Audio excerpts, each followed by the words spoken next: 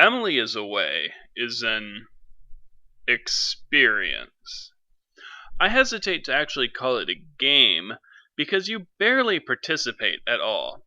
Your input consists of choosing dialogue choices that have a negligible impact on the story's ending, and mashing the keys until the protagonist manages to type out what he's supposed to be typing.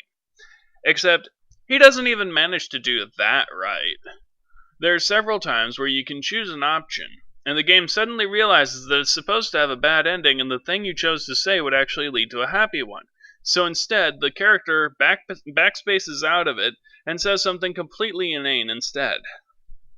The game is rather predictable, really. When my friend showed it to me, I predicted immediately that it would be about two friends drifting apart during college. And that's basically the entire plot. Of course, they try to be more than friends, or at least did in my playthrough, which completely fell through. Off screen. Yeah, that happens a lot too. Not only is your character an utter failure at communication even when you're trying to give him direction, he's even worse during the year between each conversation you have with her. Emily is no better. She may be the only person in existence who is shallow enough to develop Stockholm Syndrome as a result of text messaging.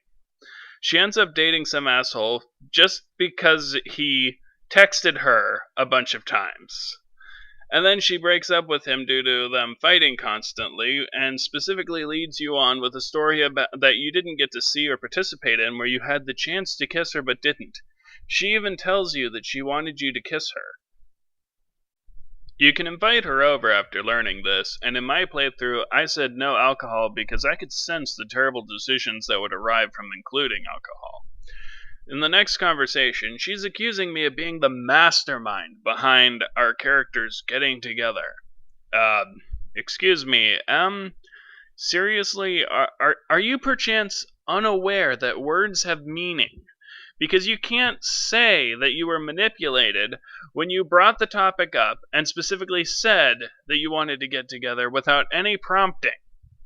Later, Emily gets back together with that asshole, but doesn't want things to be the same with you. When you try to talk to her about the past, she even says that she doesn't want to relive memories.